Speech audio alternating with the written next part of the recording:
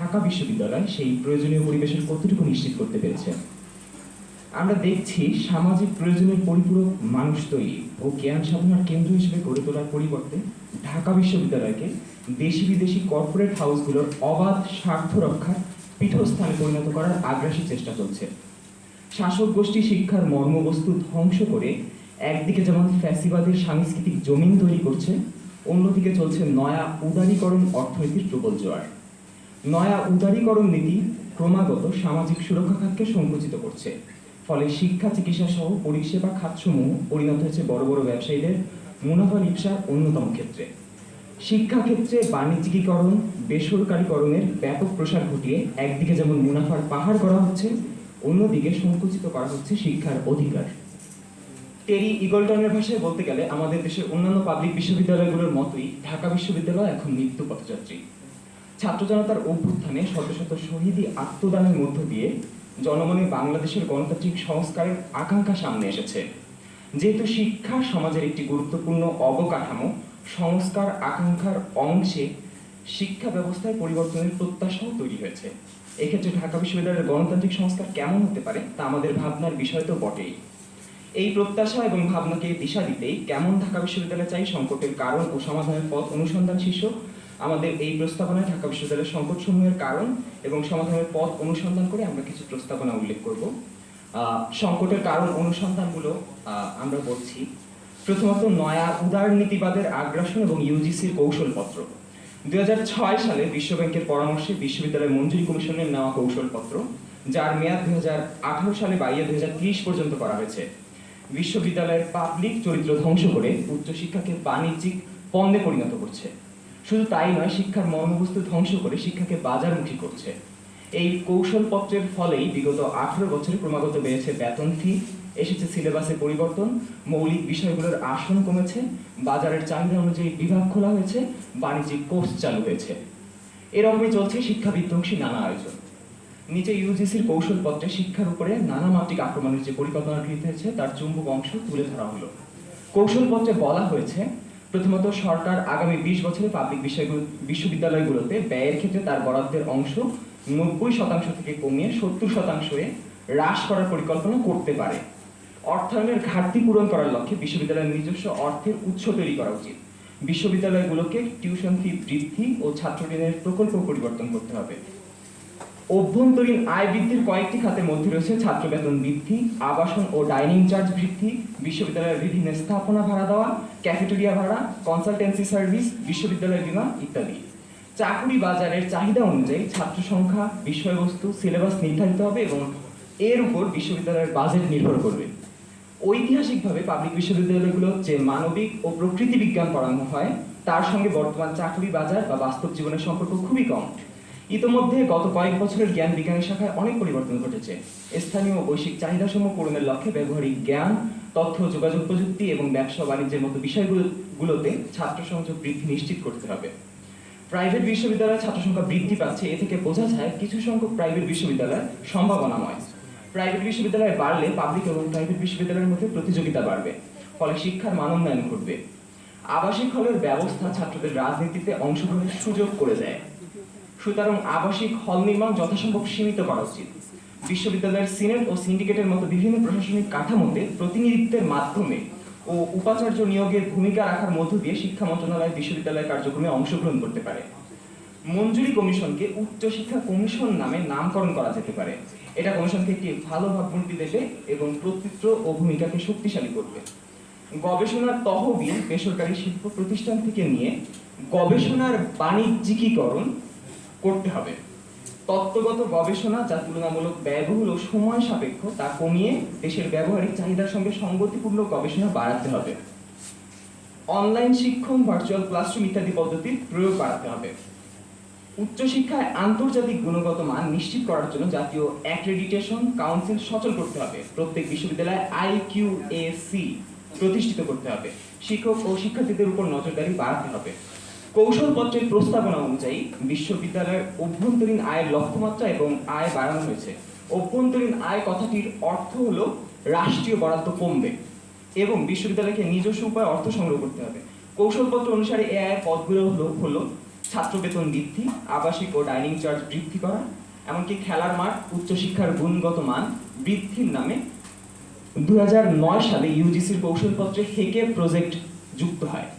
কয়েক দফায় সংশোধিত এই প্রকল্প শেষ হয় 2018 ডিসেম্বরে। পুরো প্রকল্পের ফলাফল হিসেবে আমরা জ্ঞান উৎপাদনের দিক থেকে উল্লেখযোগ্য কিছুই পাইনি, পেয়েছি কিছু অবকাঠামোগত কর্মকাণ্ড আর ব্যাপক দুর্নীতি। হেকেপের প্রজেক্ট কোন বিভাগ পাবে তা নিয়ে চলছে অসুস্থ প্রতিযোগিতা। পাবলিক প্রাইভেট পার্টনারশিপ বা TPP, IQAC institute of quality assurance sell সহ চালু করা হচ্ছে শিক্ষার মর্মবস্তু ধ্বংসের নামে নানান প্রকল্প। IQAC এর মাধ্যমে শিক্ষার মূল্যায়ন প্রক্রিয়ার নামে বাস্তবে মূল্যায়ন করা হচ্ছে শিক্ষার বাজার উপযোগিতা।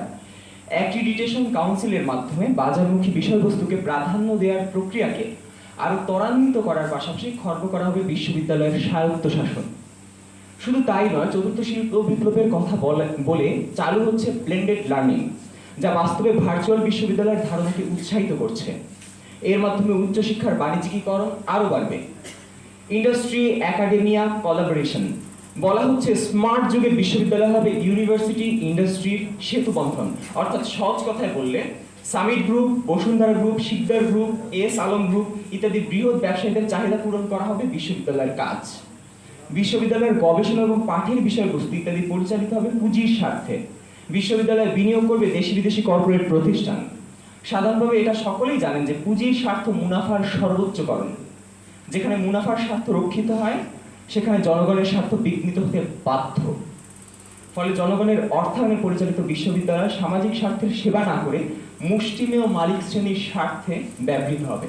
এতে একদিকে জ্ঞান চর্চা, সত্যানুসন্ধান যেমন মারাত্মক বাধাগ্রস্ত হবে, অন্যদিকে বিশ্ববিদ্যালয়ের একাডেমিক স্বায়ত্তশাসনের উপর নেমে আসবে বহুমুখী আক্রমণ। স্বায়ত্তশাসনের অভাব।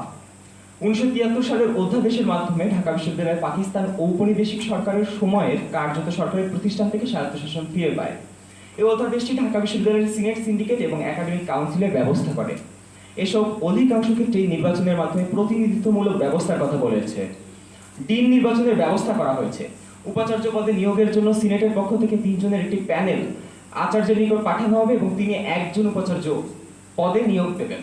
উল্লেখিত পদ্ধতিটি দেখে নিঃসন্দেহে মনে হবে এটি গণতান্ত্রিক এবং অংশগ্রহণমূলক পদ্ধতি, কিন্তু আমরা জানি বিশ্ববিদ্যালয়ের আচার্য হচ্ছেন বাংলাদেশের রাষ্ট্রপ্রধান, যিনি প্রধানমন্ত্রীর পরামর্শে কাজ করেন। দেখা যাচ্ছে এতে সরকারের হস্তক্ষেপ বেড়ে যাচ্ছে। এতে বিশ্ববিদ্যালয়ের প্রশাসনের উপর সরকারি নিয়ন্ত্রণ প্রতিষ্ঠিত হয়েছে। এই অধ্যাদেশের মাধ্যমে উপাচার্য ও ডিন সহ এমন কিছু গুরুত্বপূর্ণ পদে পাণ্ডিত্য বা মেরিটোক্রেসি এবং প্রশাসনিক দক্ষতার বিষয়টিকে অগ্রাধিকার না দিয়ে নির্বাচনের ব্যবস্থা রাখা হয়েছে। এর ফলে শিক্ষকদের মধ্যে এক ধরনের রাজনৈতিক সুবিধা প্রাপ্তির প্রবণতা দেখা দেয়। এমনকি উপাচার্য বা ডিন পদে নিয়োগপ্রাপ্ত শিক্ষকরাও স্ব-পদ ধরে রাখার জন্য আত্মসম্মান বিকিয়ে ক্ষমতাসীন রাজনৈতিক দলের আজ্ঞাবহ এবং তোষণনীতির পূজারী হয়ে পড়তে দেখা যাচ্ছে। অতএব স্পষ্টতই বোঝা যাচ্ছে যে কাগজে কলমে স্বায়ত্তশাসনের কথা বলা হলেও বাস্তবে তা আয়ত্তশাসনেরই নামান্তর।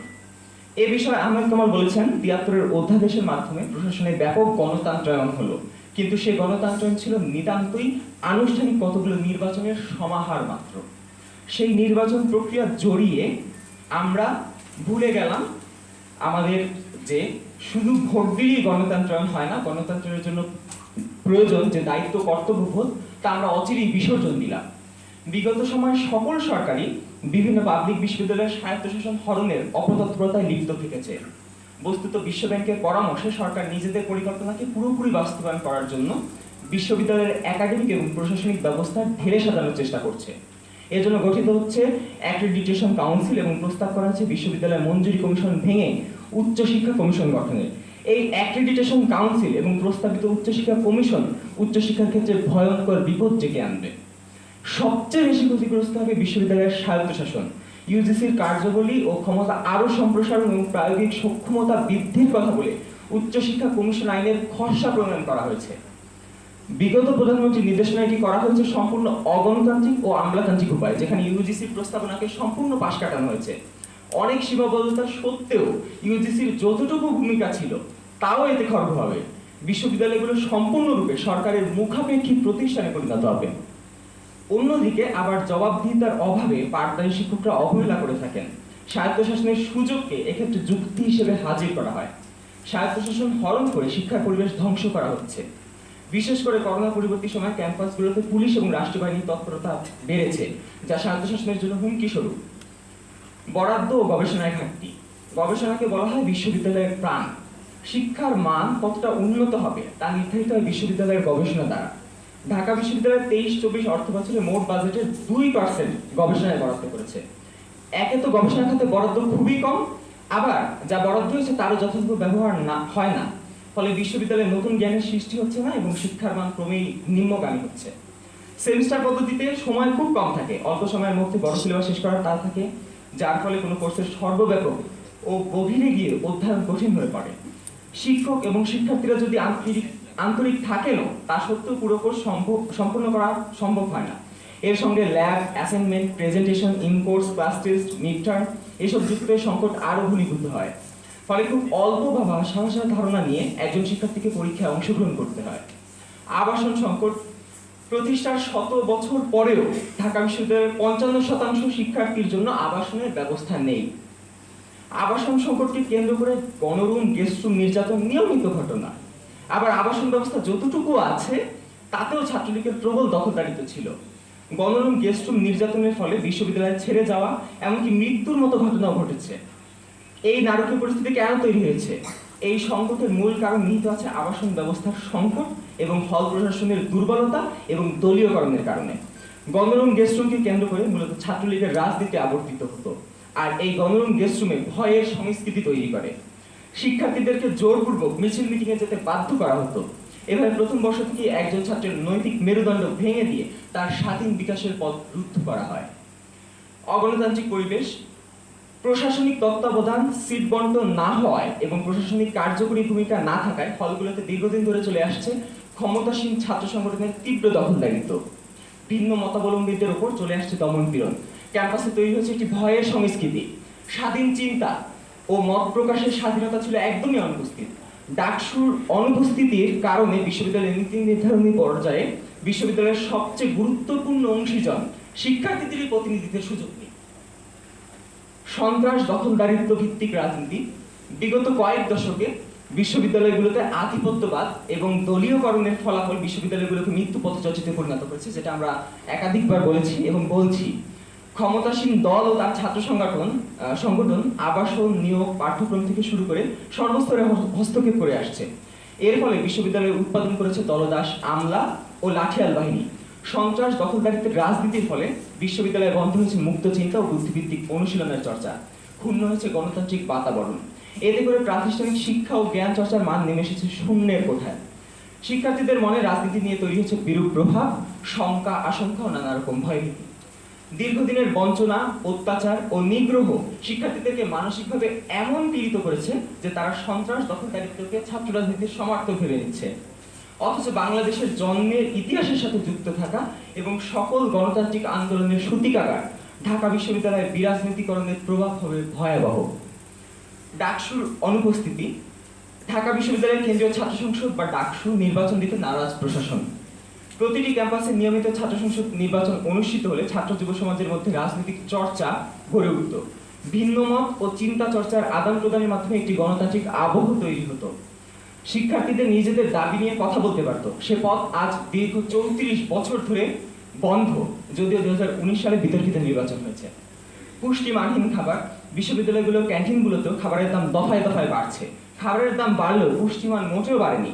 বিশ্ববিদ্যালয়গুলোতে খাদ্য ও পুষ্টিমানের দুরবস্থার কারণ হিসেবে উল্লেখ করা যায় প্রশাসনের বাণিজ্যিক দৃষ্টিভঙ্গি ও ক্যান্টিনের ইজারা ব্যবস্থা, ভর্তুকির অনুপস্থিতি, উদাসীনতা, অব্যবস্থাপনা এবং ক্ষমতাসীন দলের ছাত্র সংগঠনের চাঁদাবাজি এবং খেয়ে টাকা না দেওয়ার মানসিকতা। আমি আজকের এই অনুষ্ঠান থেকে গণমাধ্যম কর্মীদেরকে একটা স্পষ্ট বার্তা দিতে চাই যে আপনারা সম্ভব হলে আমরা যেই হাকিম চত্বর বা যেই স্থানগুলো থেকে আমরা নিয়মিত খাবার খেয়ে থাকি সেই খাবারগুলো দয়া করে আপনারা নিজেরাই একবার দেখবেন এবং সেখান থেকে আপনারাই আসলে বাস্তবিক যে চিত্রটা সেটা আপনারাই দেখতে পারবেন। এইটুকু আহ্বান আমার তরফ থেকে থাকবে। ডাইনিং বা মেসে খাবারের দাম তুলনামূলক কম, মানও ভালো। অন্যদিকে ডাইনিং এর চেয়ে ক্যান্টিনের খাবারের দাম 1.5 থেকে 2 গুণ বেশি হলেও মান খারাপ। ডাইনিং বা মেসে খেতে হলে শিক্ষার্থীদেরকে মাসের শুরুতে পুরো টাকা বা তার একটি অংশ জমা দিতে হয়। দুপুর ও রাতে একটা নির্দিষ্ট সময় পর্যন্ত সেখানে খাবার পাওয়া যায়। ফলে পড়াশোনা, খণ্ডকালীন চাকরি, টিউশনি সহ নানা কাজে ব্যস্ত শিক্ষার্থীদের বড় অংশই ক্যান্টিনে বা অন্য দোকানে খায়। 2017 সালের একটা গবেষণা মতে হলের শিক্ষার্থীদের দৈনিক পুষ্টির পরিমাণ গড়ে 1821 কিলো ক্যালোরি, অথচ পুষ্টিবিজ্ঞানীরা বলছেন একজন বিশ্ববিদ্যালয়ের শিক্ষার্থী দিনে 2800 থেকে 3000 কিলো ক্যালোরি গ্রহণ করা উচিত। নারী শিক্ষার্থীদের নিরাপত্তাহীনতা, প্রায়শই শিক্ষক অথবা অন্য শিক্ষার্থী কর্তৃক নারী শিক্ষার্থীদের উপর যৌন নিপীড়নের ঘটনা ঘটে। দীর্ঘ বিচারহীনতার সংস্কৃতি এই নিপীড়ন কাঠামোকে শক্তিশালী করছে। ক্ষমতাতন্ত্রের সাথে পুরুষতন্ত্রের সম্পর্ককে স্পষ্ট করে তুলেছে আমাদের সামনে। সহিংসতার শিকার নারী শিক্ষার্থীদের অনেক সময় তাদের অভিযোগ সামনে তুলে ধরতে পারে না। ভিকটিম ব্লেমিং, স্লাট শেমিং এর পাশাপাশি নিপীড়ক শিক্ষক ক্ষমতার অপব্যবহার করে অভিযুক্ত দায়েরকারীকে ফেল করিয়ে দেয়া সহ একাডেমিকভাবে নানা রকম হেনস্থা করতে পারে। এই ভয়েও তারা আড়ষ্ট থাকে। অভিযোগ নিষ্পত্তিতে দীর্ঘসূত্রতা ভিকটিমের জন্য ভোগান্তি সৃষ্টি করে। বিশ্ববিদ্যালয়ে নারী শিক্ষার্থীদের জন্য পর্যাপ্ত টয়লেট না থাকা এবং টয়লেটগুলোর পরিষ্কার পরিচ্ছন্নতা পরিস্থিতি খারাপ থাকাও নারী শিক্ষার্থীদের ভোগান্তির কারণ। চিকিৎসার অপ্রতুলতা, বিশ্ববিদ্যালয় মেডিকেল সেন্টার নাপা সেন্টারে পরিণত হয়েছে, যেখানে ন্যূনতম চিকিৎসা সেবাটুকু পাওয়া যায় না। স্বাস্থ্য বিমার নামে বিমা কোম্পানিগুলোকে কোটি কোটি টাকার ব্যবসার সুযোগ করে দেওয়া হয়েছে, কিন্তু শিক্ষার্থীরা স্বাস্থ্য বিমা সেবা পেতে পোহাতে হচ্ছে নানান জটিলতা এবং হয়রানি। হলগুলোতে কোনো ফার্মেসি নেই, যা দুর্ভাগ্যজনক। বেকারত্ব, ভবিষ্যৎ জীবনের এই অনিশ্চয়তা ও ব্যর্থতা থেকে চরম হতাশা তৈরি হচ্ছে ও আত্মহত্যা প্রবণতা বাড়ছে। শিক্ষার্থীদের মানসিক ব্যাধি ও আত্মহত্যার প্রবণতা সমাজে গভীর উদ্বেগ সৃষ্টি করেছে, অথচ বিশ্ববিদ্যালয় প্রশাসন কোনো কার্যকরী পদক্ষেপ নিচ্ছে না। পরিবহন সুবিধার ঘাটতি, শিক্ষার্থীদের তুলনায় বিশ্ববিদ্যালয়ের বাসের সংখ্যা খুবই কম, মাত্র 74টি। এর মধ্যে বিশ্ববিদ্যালয়ের নিজস্ব বাসের সংখ্যা মাত্র 14টি। বাকি 60টি বাস বিআরটিসি থেকে ভাড়া নেওয়া। এতে বিআরটিসিকে ভাড়া বাবদ প্রতি বছর অনেক টাকা দিতে হচ্ছে। বিশ্ববিদ্যালয়ের নিজস্ব বাস সংখ্যা এবং ট্রিপ বাড়ানো দরকার। এছাড়া বাসের সর্বশেষ ট্রিপের সময়ও বাড়াতে হবে। অতি জনাকীর্ণতা এবং ভারী যান চলাচল, বিশ্ববিদ্যালয়ের অবস্থানগত কারণ, ক্যাম্পাসের ভিতরে ভারী যান চলাচল এবং অব্যবস্থাপনার কারণে ক্যাম্পাসে বিশেষত টিএসসিতে প্রায় অতিরিক্ত ভিড় হয়। বিশ্ববিদ্যালয়ের অন্যান্য জনপরিসর সমূহ যেমন পলাশীর মোড়, ছবির হাট, বসুনিয়া তোরণ, মুক্তি ও গণতন্ত্র তোরণ, বিজয় 71 হলের আড্ডা, এগুলোকে সংকুচিত করতে হবে এবং ঢাকা শহরে পর্যাপ্ত ও নিরাপদ বিনোদন কেন্দ্র না থাকাও এর জন্য দায়ী। ভর্তি প্রক্রিয়া, এমসিকিউ ভিত্তিক ভর্তি পরীক্ষায় শিক্ষার্থীদের ক্রিটিক্যাল থিঙ্কিং স্কিল যাচাইয়ের সুযোগ কম। ভর্তি পরীক্ষায় যারা চান্স পায় তারা অনেক সময় তাদের পছন্দের বিভাগে পড়তে পারে না। এই ধরনের বিভাগ মনোনয়ন পদ্ধতি অনেক শিক্ষার্থীর পটেনশিয়ালিটি নষ্ট করে দেয়। এই ছিল আমাদের সংকটের কারণগুলো। এই মুহূর্তে প্রস্তাবনা সমূহ পাঠ করবে স্পন্দন তাহসান।